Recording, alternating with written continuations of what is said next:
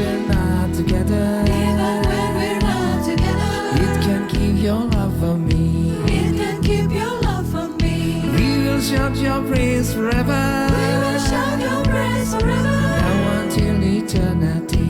now until eternity. Worship anyway. We worship, we worship, we worship you. We worship, we worship, we worship you. Bapak Ibu Saudara, kita ini adalah makhluk spiritual. Tidak punya limit di dalam kita berencana. Allah yang pernah menciptakan langit dan bumi itu tinggal di dalam kita. Nah, conscious ini atau kesadaran ini yang saya harus bangun terus bersama rekan-rekan semua, juga bersama kita sama-sama lah. Itu yang namanya work out. Work out your salvation. Kita tidak bisa me-work out atau mengeluarkan sesuatu yang tidak pernah Allah work in. Makanya di Filipi katakan, kerjakanlah keselamatanmu. Work out your salvation. Salvation itu adalah menyangkut segala hal. Damai sejahtera, sukacita, kelimpahan kita, kesembuhan, umur panjang. Jadi work out your salvation. Lalu ayat berikutnya dikatakan, sebab Allah yang sudah work in di dalam kamu. Ya, jadi kalau Allah sudah work in, lalu kita tidak work out, yang rugi kita sendiri. Sekali lagi, tujuan kita di tempat ini adalah menjadikan Bapak Ibu Saudara semua adalah makhluk-makhluk spiritual. Orang-orang yang dipimpin oleh firman Allah. Ya, kalau saya katakan makhluk tidak berlebihan, saudara. Karena perintah Tuhan di Markus pasal 16 katakan, pergilah ke seluruh dunia. Kata dunia di situ adalah sistem pemerintahan, sistem pola pikir, kebudayaan, itu dunia. Bukan bumi. Kalau bumi itu adalah ini, earth. Ya. Ini word. Go into the word, pergilah ke seluruh dunia, dan beritakan Injil kepada setiap makhluk. Makhluk itu adalah, yang dimaksud makhluk oleh Alkitab di sini adalah bukan kucing, anjing, atau bunga, pohon, bukan ya. Makhluk di sini yang dimaksud adalah the act of founding atau the act of establishing atau aktivitas yang membentuk satu kebudayaan, satu pola pikir, satu sistem pemerintahan. Beritakan ke semuanya. Jadi jangan sampai kita adalah makhluk ciptaan baru atau new creation, menjadi makhluk aneh di dalam kerajaan surga, yaitu yang pikirannya jauh dari Allah. Itu Efesus katakan begitu. Kita menjadi alien. Alien. Alien itu makhluk aneh. Kita tidak aneh. Di kerajaan surga itu kita adalah makhluk-makhluk spiritual yang kalau berkata pasti didengar. Kalau kita berbicara tentang sesuatu yang sudah menjadi hukum Allah, harus terjadi. Diharapkan sih kita ketemu satu model makhluk dalam gereja atau di dalam persekutuan anak-anak Tuhan, yaitu new creation. Diharapkan, tapi nyatanya ternyata enggak, saudara ya. Enggak juga. Kita cuma perlu satu iman. Kita dibaptis dalam satu nama, satu roh, satu Tuhan, satu iman, satu baptisan. Jadi iman itu adalah belief system Allah yang menjadi belief system kita.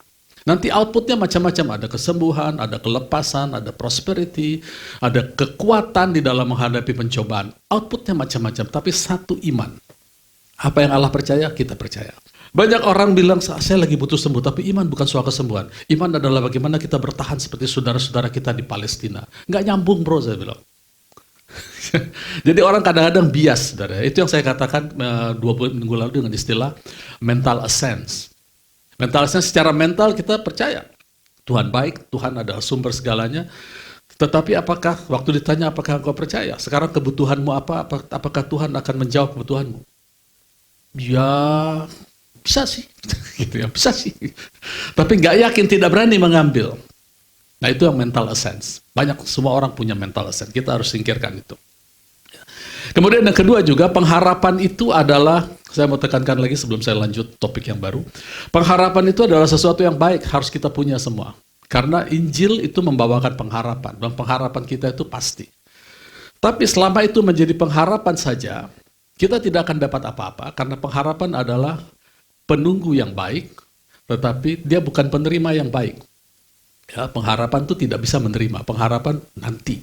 Nanti satu saat saya pasti sembuh, satu saat saya pasti berlimpah, satu saat saya selalu satu saat. Kalau iman sekarang. Makanya posisi pengharapan itu di kepala, posisi iman di perisai iman kan. Nah, dia akan melindungi. Kalau kita hanya nanti kita akan begini, terus faktanya kan selalu tidak sama, saudara. Ya. Apa yang tertulis di Alkitab kebanyakan tidak sama dengan kita alami. Lalu kita katakan, iya sekarang saya begini, tapi nanti suatu saat. Nah itu kita sedang melepas perisai kita, sehingga pada waktu gejala-gejala itu terus menyerang, lama-lama kita nggak kuat juga, saudara. Akhirnya kita kalah. Jadi harus bagaimana, Pak? Katakan, apapun keadaanku, ketetapan kerajaan surga, undang-undang konstitusional kerajaan surga menyatakan, aku sudah sembuh. Ya, tapi itu masih ada gejala. No, tidak. Aku sudah sembuh sekarang. Nah, itu iman. Itu kita pasang perisai, bukan pasang badan. Pasang perisai, maka kita akan kuat. Apapun kondisi keuangan sekarang, aku tahu aku bukan orang susah, aku bukan orang miskin. Itu iman. Itu kita akan kuat bertahan. Nah, untuk memindahkan dari kepala ke perisai ini, kita perlu tahu sesuatu, yaitu pewahyuan. Ya. Pewahyuan adalah gaya bicara antara spirit to spirit. Tanpa pewahyuan, kita tidak akan dapat semua janji-janji Tuhan. Sulit. Ya. Pewahyuan itu adalah milik orang-orang Kristen. Kenapa harus pewahyuan, Pak? Karena semua yang Tuhan Yesus kerjakan itu disimpan di dalam spirit, di dalam Kristus. Kita tidak bisa tembus mengerti Kristus kalau kita tidak bicara dengan Kristus. Atau kita tidak, nomor satu, kita tidak dijadikan seperti Kristus. Kedua, kita tidak komunikasi dengan Dia, maka kita tidak akan bisa mengambil semua itu. Itu hanya bisa kita ambil. Jadi kalau kita bisa ambil dengan pewahyuan. Jadi yang namanya kesembuhan kita, yang namanya kelimpahan kita, yang namanya pertolongan kita, itu bukan hanya sekedar mukjizat, tetapi itu pewahyuan. Harus sesuatu yang kita tahu, yang betul-betul kita pegang. Ada satu contoh di Lukas pasal 18. Bapak Saudara pernah ingat, saya pernah sharing mengenai seorang hakim yang tidak benar dan seorang janda yang menuntut haknya. Kayaknya bagus kalau kita ulang ya. Sekali lagi, saya sekarang suka mengulang-ulang karena kita harus masuk ke dalam poin ini sampai betul-betul paham. Lukas 18 ayat 1. Yesus sedang bicara tentang doa. Dia bilang begini. Yesus mengatakan suatu perumpamaan kepada mereka untuk menegaskan bahwa mereka harus selalu berdoa dengan tidak jemu-jemu. Ya, jadi poinnya Yesus ingin kita berdoa dengan tidak jemu-jemu. Lalu yang menarik, di dalam kisah doa ini dia tidak melibatkan dirinya. Dia ambil satu perumpamaan yang kelihatannya saya baca gitu, nanti Bapak Saudara bisa baca. Dia seperti mengeluarkan dirinya dari perumpamaan ini. Karena yang pertama dia bilang, di dalam suatu kota, di dalam sebuah kota ada seorang hakim yang tidak takut akan Allah dan tidak menghormati seorang siapapun. Itu yang diambil. Ya, jelas ini bukan Allah. Tidak takut kepada siapapun, tidak menghormati siapapun. Lalu yang kedua, oknum yang kedua yang diambil di kota itu ada seorang janda yang selalu datang pada hakim itu dan berkata, belalah hakku terhadap lawanku. Nah, kita harus tahu bahwa janda itu ada di saat itu adalah posisi yang tidak terlindungi, tidak punya sumber pemasukan, tidak punya proteksi. Dia hanya punya satu, dia tahu haknya. Ya, seringkali kita berada dalam posisi ini. Kita punya hak, misalnya kita tahu bahwa kita pingin sembuh, kita pingin tidak berkekurangan, kita ingin lepas dari masalah, tapi kita tidak punya proteksi, tidak punya network. Tapi jangan takut, Bapak Ibu Saudara punya satu yang disebut hukum iman. Itu harus terjadi. Sama seperti janda ini. Lalu, ada ayat 4. Beberapa waktu lamanya hakim itu menolak, tapi kemudian dia berkata ke dalam hatinya, walaupun aku tidak takut akan Allah dan tidak menghormati seorang pun, namun karena janda ini menyusahkan aku, baiklah aku membenarkan dia supaya jangan terus saja ia datang dan akhirnya menyerang aku. Apa yang membuat hakim ini, yang notabene bukan Allah, apa yang membuat dia lunak atau dia takut, saudara? Hak dari janda ini. Jadi janda ini tahu haknya, dan ternyata ini adalah hukum yang berlaku yang membuat dia takut. Sekarang kita posisikan hakim ini adalah iblis. Bapak Ibu Saudara tahu bahwa apa yang ditakuti iblis? Iman. Karena iman selalu mengalahkan. Apa itu iman? Iman adalah sesuatu hukum yang outputnya pasti. Nah, 2 minggu yang lalu saya pernah katakan, kalau kita punya masalah, apapun itu, sebut saja masalah itu, lalu kita tahu firman Tuhan bicara apa tentang masalah itu, lalu kita ucapkan firman yang melawan masalah itu sama dengan kita menampar iblis di mukanya. Dipakai oleh dalam perumpamaan oleh Tuhan Yesus, dikatakan begini, walaupun aku tidak menghormati seorang pun, namun karena janda ini menyusahkan aku. Nomor 1, iman yang kita tahu, knowledge yang kita tahu, itu akan menyusahkan iblis, saudara. Jadi kalau saudara punya sesuatu, tahu di firman tertulis itu, dan kita tahu itu hak kita, nomor 1, dia akan susah. Dia akan berusaha untuk menghalangi apa yang sudah kita, yang menjadi hak kita. Tapi kalau kita mengucapkan itu, dia akan susah. Kemudian, baiklah aku membenarkan dia, supaya jangan terus saja ia datang dan akhirnya menyerang aku. Kata menyerang di situ adalah, dalam bahasa Gerikanya adalah membuat aku hitam dan biru, black and blue. Apa itu? Babak belur. Jadi tidak berlebihan waktu saya katakan, kalau kita mengucapkan sesuatu, saudara punya gejala penyakit yang terus-menerus katakan tidak menurut firman Tuhan, aku sudah sembuh. Itu kita mukulin dia di mukanya persis. Sampai akhirnya dia harus melepaskan. Kalau itu perbuatan dia harus lepaskan. Ya, jadi jangan berhenti mengucapkan, jangan berhenti mencari kebenaran firman Tuhan, dan jangan berhenti mengucapkan. Karena nomor 1 ingat, itu menyusahkan iblis. Kedua, itu mukulin dia sampai babak belur. Ya, sekali lagi firman Tuhan itu, memang saya katakan saudara, firman Tuhan itu bukan untuk mukulin iblis karena dia sudah kalah. Ini kasusnya Tuhan Yesus belum disalib ya. Dia sudah kalah. Jadi dia sudah babak belur, sudah menjadi tontonan. Sekarang mari kita buat dia lebih tidak berkutik lagi. Jangan sampai kita yang babak belur saudara, dengan penyakit, dengan gejala semuanya. Lalu kita counter dengan suatu saat saya pasti akan lepas dari masalah ini. Kenapa nggak sekarang sih saudara? Jangan kayak Firaun itu ada katak di seluruh negeri gitu ya. Lalu dia bilang, Musa tolong doakan supaya katak ini pergi. Musa kan nanya, kapan aku mau supaya katak ini pergi? Besok pagi, saudara. Masih tahan, kalau saya di situ bilang, masih tahan semalam lagi bau katak. Kenapa nggak sekarang gitu? Kalau dia bilang sekarang pasti dikasih. Nah ini menunjukkan saudara bagaimana pikiran-pikiran duniawi ini bukan menghina Firaun saja saudara ya, sedang menggambarkan kepada kita, segala tulisan yang diilhamkan Allah itu mengajar kita, jangan seperti Firaun. Kalau bisa sekarang, kenapa nggak sekarang? Tapi dari 2 tahun yang lalu saya bilang sekarang nggak muncul-muncul Pak. Bilang aja sekarang terus, dari jangan pernah berhenti gitu. Karena ada loh pemahaman ya, saya juga agak-agak kaget saudara, pemahaman yang bilang begini, dia maksud saya membagikan tentang kesembuhan bagi anak-anak Tuhan itu adalah satu kepastian. Ada yang mengcounter dengan gagah perkasa, dia bilang gini, Pak Jebi, menurut saya kalau kita sakit jangan buru-buru minta sembuh Pak. Kita harus tanya sama Tuhan, apa maksud Tuhan? Ada tujuan apa, pelajaran apa yang harus kita ambil dari sakit ini? Dia tambahkan lagi, kalau kita datang kepada Tuhan, jangan jadikan Tuhan itu objek, penyembuh kita, penolong kita. Kita ini objek. Saya bilang salah bro. Kita dan Tuhan itu subjek. Penyakit dan kemiskinan semua itu objek. Dia harus tunduk di bawah kaki Kristus. Memang mereka sudah kalah, tapi mereka belum tunduk. Sudah kalah posisinya, makanya saya bilang posisinya sudah lemah. Tahukah Bapak Ibu Saudara bahwa roh jahat itu adalah roh yang paling lemah di alam jagat raya ini. Saking lemahnya dia selalu melihat cari yang kuat. Gak tahu bedanya yang kuat mana. Sampai waktu dia diusir Tuhan Yesus minta masuk kemana? Ke babi kan? Gitu. Babi aja gak suka sama dia. Sampai babi harus bunuh diri. Babi aja geli sama dia. Jadi dia memang roh jahat yang paling lemah. Makanya kalau kita bisa lemah juga gara-gara gejala yang dia berikan kepada kita habis. Jangan pernah mau. Gitu. Saya ingin kita semua jadi makhluk-makhluk spiritual yang tahu haknya. Dan mintanya tuh kalau memang sudah hak kita ya sekarang lah gitu kan. Makin sering kita ucapkan dari pagi, siang, malam terus kita ucapkan, itu kita pukulin dia sampai babak belur. Ya, ingat ini perumpamaan yang naruh Tuhan Yesus loh. Ya.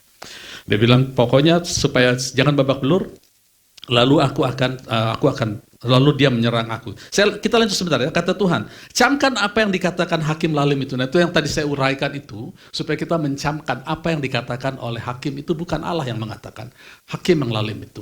Dia terganggu, kedua dia takut babak belur. Cuma gara-gara apa? Cuma gara-gara seorang janda yang tidak punya proteksi, tidak punya connection, tidak punya network, tapi dia tahu hukum. Iman itu hukum. Ya.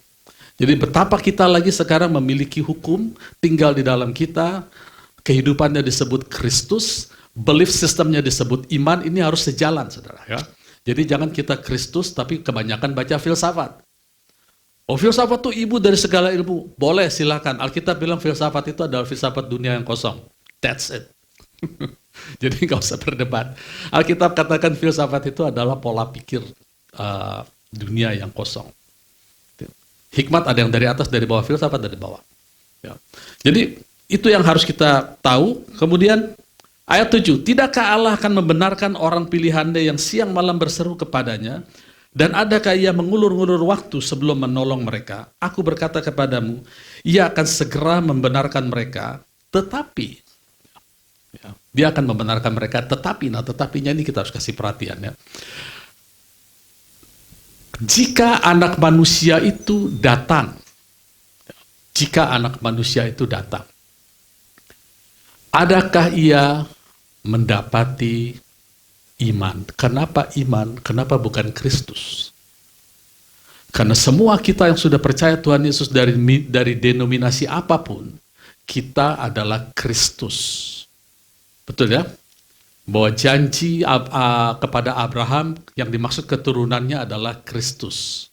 Yang dimaksud keturunan Allah bukan banyak orang tapi Kristus. Galatia 3. Kalau kita adalah milik Kristus, maka kita adalah keturunan Abraham. Artinya kalau kita milik Kristus, kita adalah Kristus. Itu sebabnya Paulus mengatakan, bagiku hidup adalah Kristus. Dan pertanyaannya, yang kita percayai apa? Iman bukan? Kalau bukan iman, Kristus menjadi sia-sia. Kita percaya kepada adat istiadat, kita percaya, maksud percaya ini menaruh pengharapan kita di adat istiadat, menaruh pengharapan kita di gaji kita, menaruh pengharapan kita di warisan kita, di deposito kita. Itu Kristusnya menjadi tidak berefek, sekalipun itu semua hal-hal yang baik tadi kan, gaji, deposito kan hal-hal yang baik. Tapi kalau kita taruh hidup kita di situ, maka Kristusnya tidak keluar, kita tidak menjadi manusia spiritual. Tidak bisa. Nah, saudara, mengapa banyak orang lebih suka bersaksi tentang sembuh dari sakit, bersaksi lepas dari masalah, lebih dari bersaksi tentang Kristus? Sudah tahu apa syaratnya menjadi seorang saksi? Seorang saksi itu hanya sah dan legal kalau dia melihat dengan mata kepalanya sendiri. Nah, karena kita lebih mudah melihat kelepasan kita, kesembuhan kita lebih mudah melihat bagaimana keuangan kita bertambah, bagaimana pekerjaan kita bertambah baik, itu sebabnya kita lebih suka bersaksi tentang hal-hal yang kita lihat. Tapi tahukah Bapak Ibu Saudara bahwa kita diminta untuk bersaksi yang lebih tinggi lagi, yaitu bersaksi tentang Kristus, pekerjaannya di kayu salib. Terus kita akan bertanya, kan waktu Yesus disalib kita belum lahir, Pak. Kita bilang, aku bersaksi bahwa Yesus adalah Tuhan. Dari mana kesaksian kita? Kalau cuma beragama Kristen, kita nggak akan punya kesaksian itu. Kita harus masuk ke dalam kehidupan Kristus. Makanya di 1 Korintus 2 ayat 9. Kita buka 1 Korintus 2 ayat 9. Tetapi seperti ada tertulis, apa yang tidak pernah dilihat oleh mata. Saudara lihat ya, ini adalah kualifikasi seorang saksi. Kualifikasi seorang saksi. Ya. Kita ingin dijadikan saksi. Tidak pernah dilihat oleh mata dan tidak pernah didengar oleh telinga dan tidak pernah timbul dalam hati manusia. Semua yang disediakan Allah untuk mereka yang mengasihi Dia. Nah, kita mengasihi Dia, maka kita dikualifikasi menjadi saksi. Semakin kita bisa melihat apa karya Tuhan di kayu salib, maka kita semakin qualified menjadi saksi dan reputasi kita dikenal di alam roh. Ingat kasus Skewa, saudara? Anak-anak Skewa. Dia mengusir setan, aku mengutik engkau setan dalam nama Yesus. Terus setannya bilang apa? Paulus, aku kenal Yesus, aku kenal kamu siapa? Saksi palsu. Gitu kan. Lalu dia dihajar habis-habisan, putra anak-anak Skewa. Ini tercatat dalam Kisah Rasul. Jadi reputasi kita di alam roh terkenal, saudara. Jadi kalau tidak mau dipecundangi iblis, yang sudah menjadi pecundang, iblis kan pecundang. Banyak-banyak baca firman, tahu hak kita. Kalau dia tunjuk, kamu baru berdosa tadi. Tapi kan firman Tuhan bilang, dosaku diampuni, pelanggaranku tidak diperhitungkan. Mau apa iblis? Masa depanmu neraka, masa depanku surga. Ayo, beda udah kita. Usir kayak gitu, saudara. Harus berani kita ucapkan seperti itu. Dia bilang, enak aja kalau gitu Pak, enak aja nanti orang berbuat dosa. Nah yang ngomong gitu harus bertobat, saudara.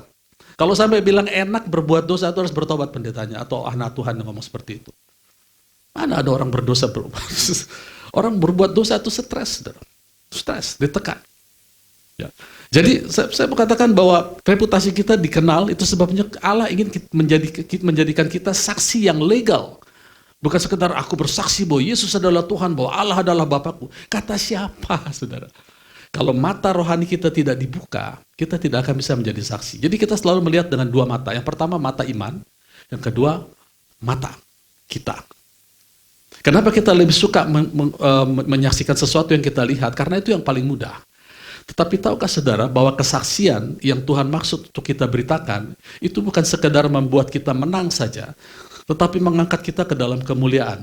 Tadi 1 Korintus 2 ayat 9, coba ayat 7 kita buka. Tetapi yang kami beritakan ialah hikmat Allah yang tersembunyi, yang hikmat Allah yang tersembunyi dan rahasia sebelum dunia dijadikan, bukan sebelum bumi ya.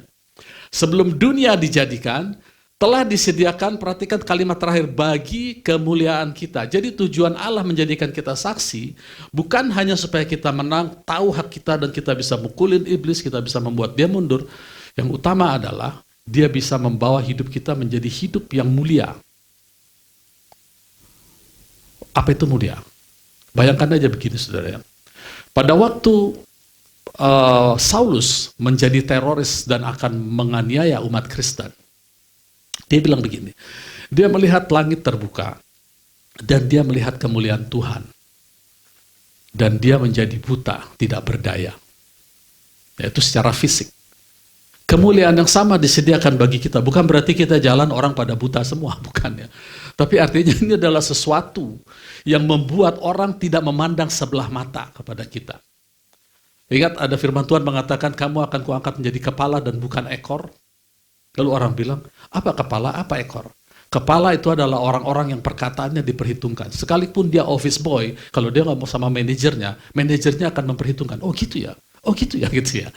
Ekor adalah orang yang perkataannya tidak pernah dianggap. Kita ngomong apa ya dianggap angin lalu. Itu ya. Jadi kita bukan orang-orang yang perkataannya kosong. Itu di kitab Yesaya dikatakan, ekor adalah orang-orang mereka yang perkataannya tidak pernah dianggap orang. Tuhan ingin perkataan kita berbobot. Nah itu yang disebut salah satu dampak dari kemuliaan. Apa yang kita ucapkan, inputan atau masukan apa yang kita ucapkan di dalam perusahaan tempat kita bekerja ataupun lingkungan kita diperhitungkan, saudara.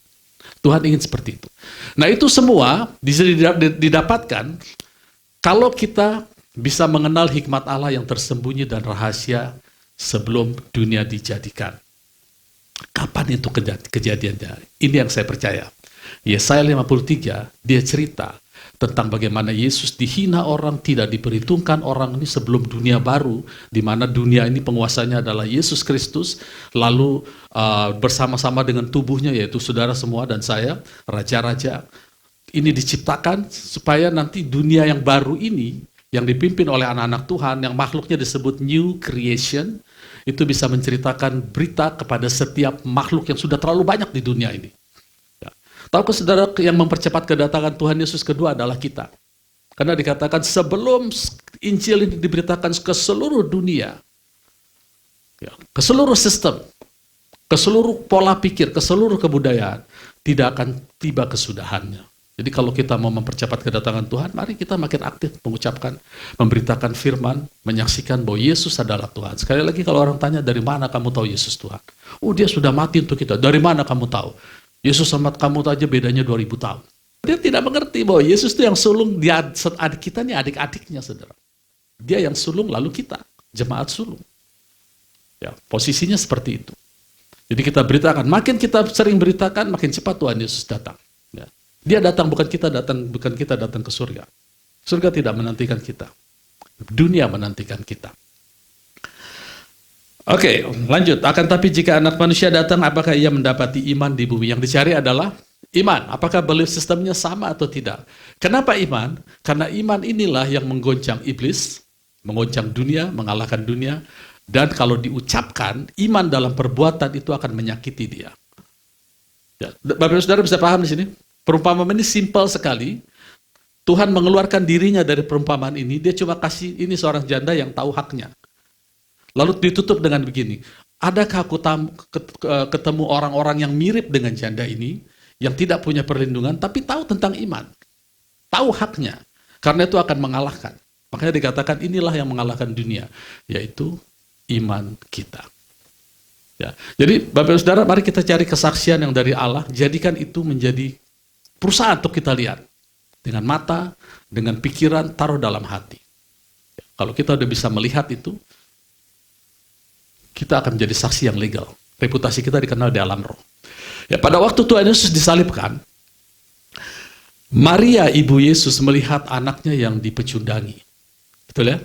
Kasihan. Bayangkan hati seorang ibu lihat anaknya dipukulin, disalib, berdarah-darah.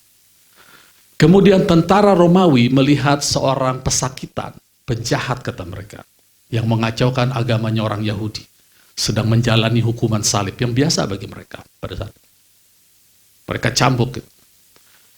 Lalu murid-murid melihat gurunya yang tidak berdaya, yang sehari-hari membangkitkan orang mati, menyembuhkan orang sakit, berjalan dengan kuasa, mau dibunuh pun nggak bisa, tapi kali itu murid-murid melihat gurunya yang disakiti tak berdaya. Kemudian orang-orang lebih banyak, orang sakit yang disembuhkan dia, melihat segitu doang ya. Mungkin kalau orang Betawi, cuma segitu doang Yesus. Itu yang mereka lihat, makanya mereka nggak bisa jadi saksi. Tapi Yesaya memberitahu kepada kita apa yang Allah lihat. Apa yang Allah lihat, ini yang Allah ingin kita lihat juga. Bahwa Allah sedang melihat proses pemindahan besar-besaran, imigrasi besar-besaran, dosa seluruh manusia termasuk dosa kita, pelanggaran kita, sakit penyakit kita sedang dipindahkan ke tubuh anaknya. Dan dia katakan, anakku pasti berhasil. Dan nanti setelah dia berhasil, umurnya akan panjang. Dia akan membenarkan banyak orang yang datang kepada dia. Bisakah kita melihat ini, saudara? Harus kasih waktu sama firman Tuhan. Minggu lalu malam-malam saya tiba-tiba bangun, saudara. Bangun, duk-dukan, duk-duk-duk. Tapi kok jadi pegal-pegal semua. Terus akhirnya saya keluar, saya langsung ingat ayat ini. Saya harus melihat bahwa ini semua sudah pernah ada di kayu salib. Tidak terlalu sulit karena sudah membiasakan diri. Saya bilang, terima kasih Tuhan, sudah ada di kayu salib. Terima kasih. Bahkan saya mimpi, bukan mimpi. Bahkan saya berpikir, besok saya mau ke Kalam Hidup, mau beli salib yang ada Tuhan Yesusnya gitu. Saya mau tempel sakit jantung, ginjal, paru-paru, semua mau tempel di situ, sudah pindah gitu. Biar lebih gampang mengimajinasinya.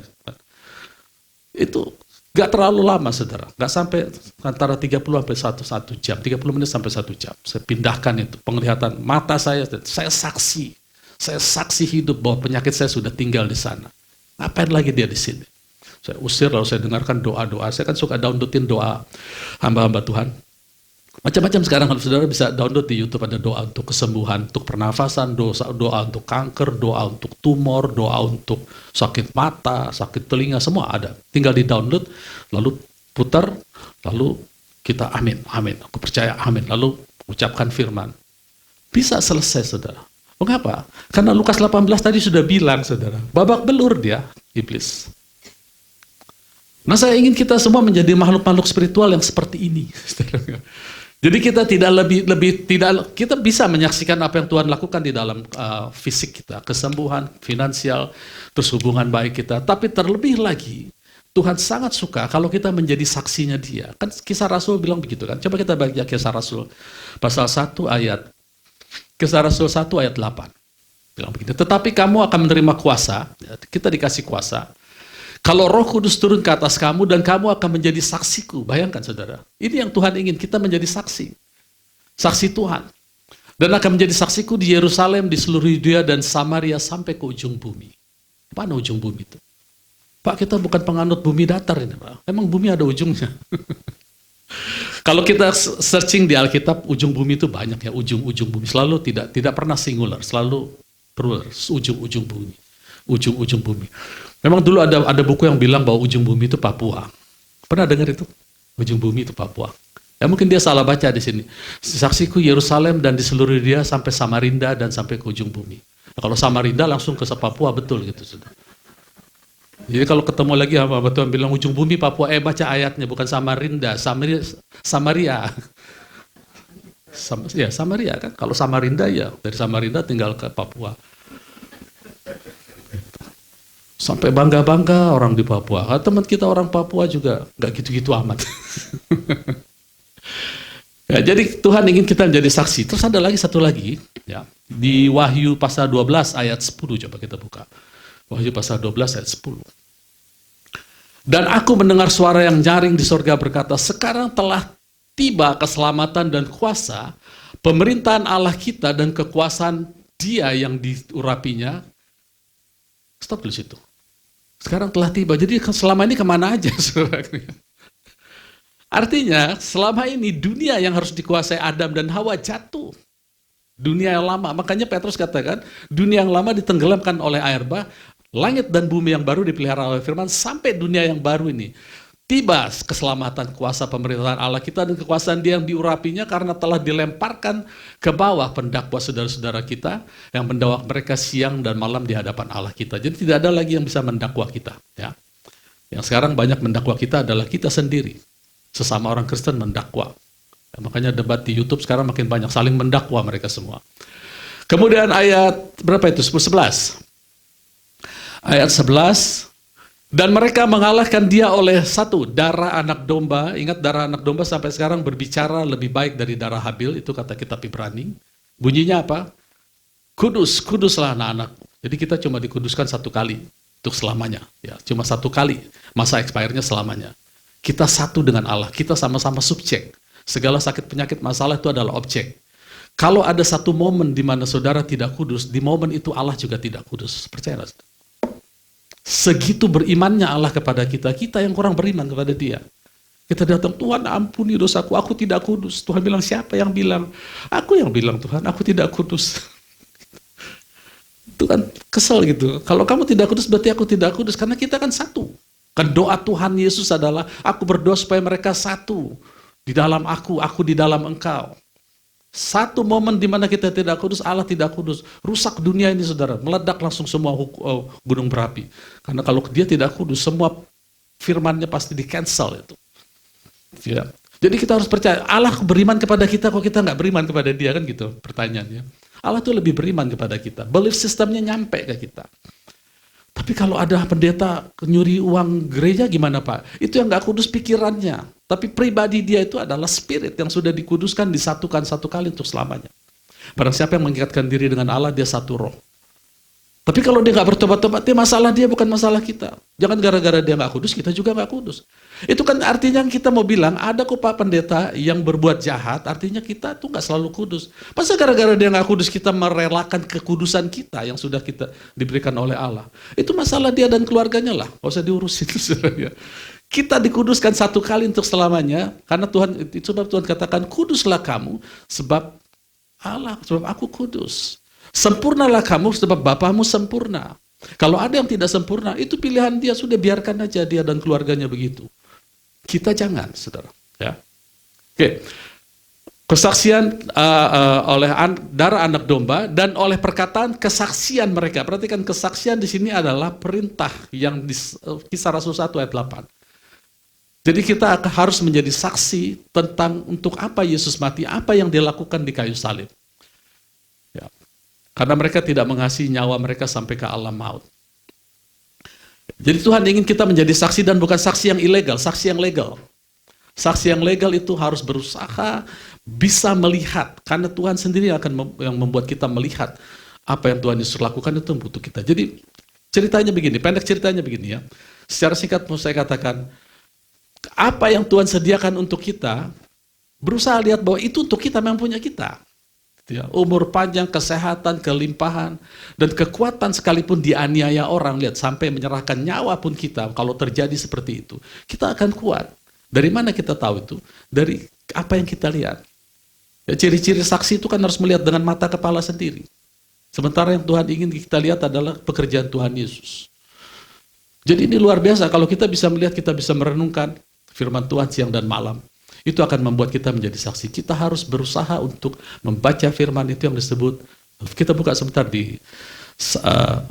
kita kasih perbandingan ya. Oke, 1 Tesalonika dulu. 1 Tesalonika 1 ayat 3. 1 Tesalonika 1 ayat 3. Sebab kami selalu mengingat pekerjaan imanmu.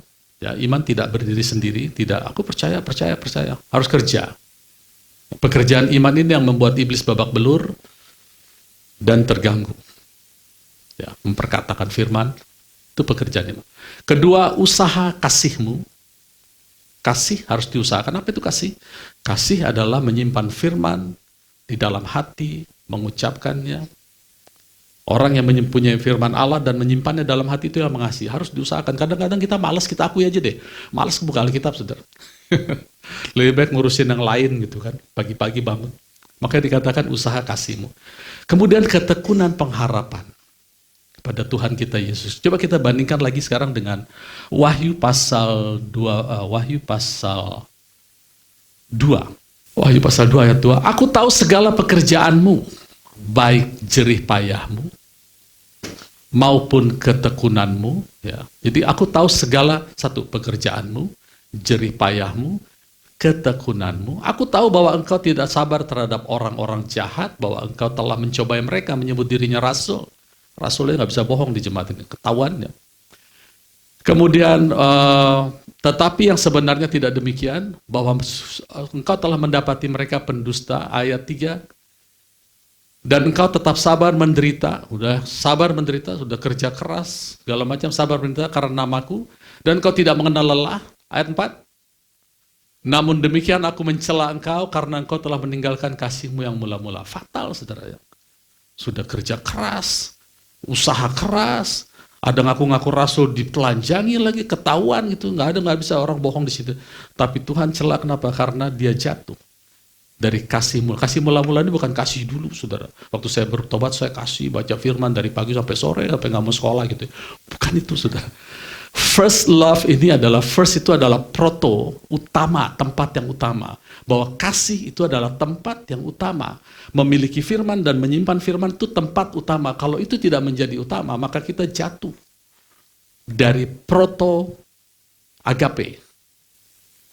Gitu ya.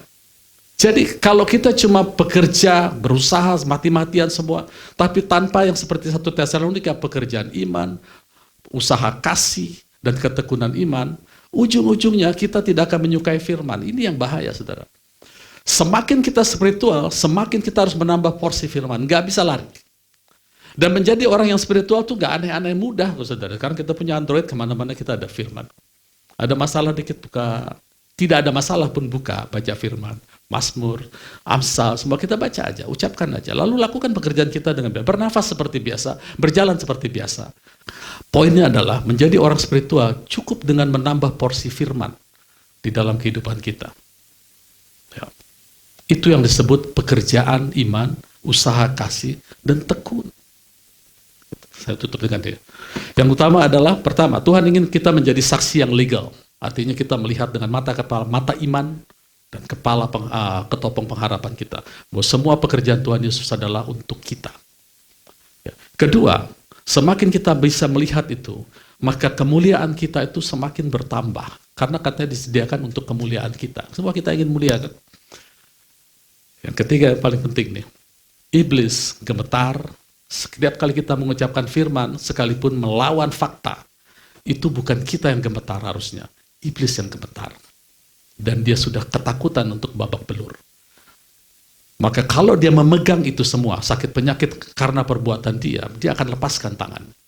Kalau saudara, keuangan saudara seperti dicengkeram, promosi kita seperti dibatasi, itu kemungkinan iblis yang akan lakukan itu, dia akan lepaskan pegangannya. Jadi semua masalah kita, sakit penyakit, kemiskinan, pencobaan semua, itu akarnya spirit. Kalau kita hanya berusaha membenahi di bidang di level di flash kita, nggak akan selesai-selesai. Kita akan lebih suka minum herbal, kita akan terlebih suka minum obat, kita akan lebih suka ke dokter, apalagi kalau dibayarin, saudara, ditanggung, asuransi segala macam. Itu nggak akan selesai-selesai. Akarnya itu di roh. Bukan berarti kita menolak obat, makan obat sampai habis, saudara. Kalau disuruh olahraga. Kalau disuruh dokter lakukan ini, lakukan. Tapi jangan lupakan satu ini, proto agape ini. Kasih yang utama, jangan sampai jatuh dari situ.